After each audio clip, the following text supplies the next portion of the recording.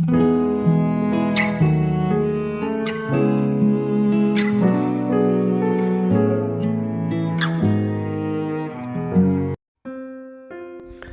saudara yang dikasihi Tuhan Yesus, selamat pagi dan salam sejahtera bagi saudara semua. Saya menyapa kembali bagi saudara yang ada di Indonesia, dari Sabang sampai Merauke, baik yang di kota maupun yang ada di desa, dan saudara semua yang ada di Malaysia, di Sabah, Sarawak, Kuala Lumpur. Senang sekali kembali menjumpai saudara pada saat pagi yang indah ini.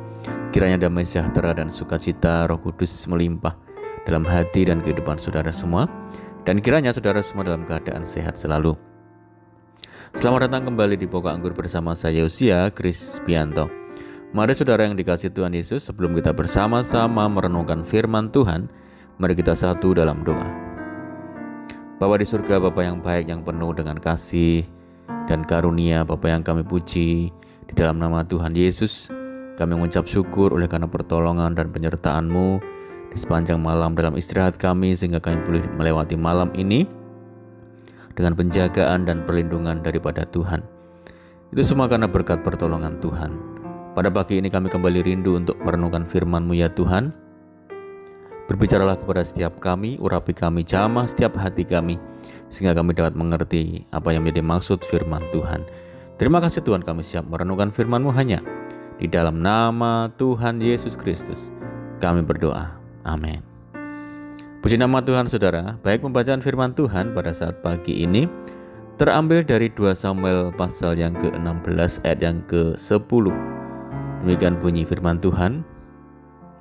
Tetapi kata raja, apakah urusanku dengan kamu, hai anak-anak Seruya? Biarlah ia mengutuk, sebab apabila Tuhan berfirman kepadanya, kutukilah Daud, siapakah yang akan bertanya, mengapa engkau berbuat demikian? Saudara yang dikasihi Tuhan Yesus, segala sesuatu yang terjadi di dalam kehidupan ini, khususnya atas umat Tuhan, adalah di bawah kendali Tuhan. Allah memegang kedaulatan tertinggi, dan Ia akan memampukan kita untuk bisa menguasai diri dalam segala situasi. Tetapi bila respon kita positif. Saudara, saat Simei mengutuki Daud, namun Daud tidak mau membalas. Bagi Daud, kutukan Simei itu merupakan hukuman dari Allah. Daud tidak mau melawan hukuman tersebut. Daud mengharapkan belas kasihan Allah sehingga ia menerima semuanya itu. Sikap Daud tidak dimengerti oleh para pengikutnya. Salah seorang dari mereka, Abisai, panas hatinya dan ingin membunuhnya. Tetapi Daud melarangnya. Daud tidak mencari-cari kesempatan untuk membalas perbuatan Simei. Daud tahu dan mengerti kalau semuanya itu Allah izinkan, maka tidak ada seorang pun yang dapat menghalangi Tuhan. Daud yakin dan percaya sepenuhnya akan kedaulatan Tuhan, dan hanya Tuhan sajalah yang dapat mengendalikan setiap situasi yang ia hadapi. Dan semuanya akan mendatangkan kebaikan bagi dirinya. Saudara yang dikasihi Tuhan Yesus, mari kita belajar dari Daud pada saat pagi ini. Ketika kita menghadapi situasi yang tidak mengenakkan, bila ada perkataan yang menyakitkan atau tindakan yang membangkitkan amarah dan kemarahan, kita harus tetap memiliki respon positif dan sanggup untuk menguasai diri, karena semuanya di bawah kendali dan kedaulatan Tuhan. Melalui Alkitab kita bisa belajar tentang kekuasaan Tuhan. Tidak ada sesuatu pun yang terjadi di dunia ini tanpa sepengetahuan dan di luar kontrol Tuhan, saudara. Bahkan Tuhan Yesus menegaskan, tidak sehelai pun dari rambut kepalamu akan hilang. Kita tidak perlu takut akan apapun juga, seperti yang Tuhan Yesus katakan. Bukankah burung pipit dijual 5 ekor 2 duit? Sungguh pun demikian, tidak seekor pun daripadanya yang dilupakan Allah. Bahkan rambut kepalamu pun terhitung semuanya. Karena itu jangan takut, karena kamu lebih berharga daripada banyak burung pipit. Tuhanlah yang memegang kendali hidup kita, saudara, dan yang memerintah dengan perkasa untuk selama-lamanya, yang matanya mengawasi bangsa-bangsa. Pemberontak-pemberontak tidak dapat meninggikan diri. Dia adalah Allah yang maha kuasa. Dia adalah Allah yang berdaulat atas segalanya. Jangan pernah berpikir bahwa segala perkara terjadi di luar kendali Tuhan. Saudara yang kasih Tuhan Yesus, untuk menghindari kegelisahan menyerang kita harus ingat beberapa kebenaran tentang kedaulatan Tuhan atas kita, saudara. Yang pertama adalah bahwa Tuhan ada di mana saja. Daud berkata, "Kemana aku dapat pergi menjauhi roh-Mu? Kemana aku dapat lari dari hadapan-Mu?" Tidak ada satu tempat meskipun kita merasa sendiri sekalipun yang tidak bisa Tuhan jangkau. Hal ini membuktikan bahwa Tuhan ada dimanapun kita berada, saudara. Yang kedua adalah Tuhan tahu segala-galanya. Dikatakan Tuhan memandang dari surga. Ia melihat semua anak manusia. Dari tempat kediamannya ia menilik semua penduduk bumi.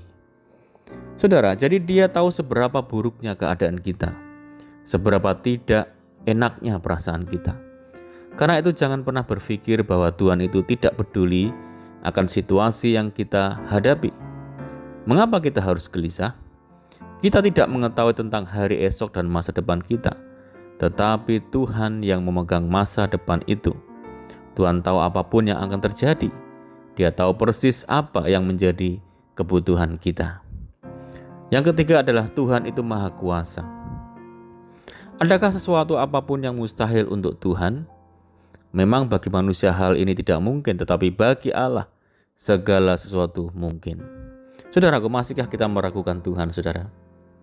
Mari kita perhatikan saat ini. Tuhan kita peduli akan masa depan kita.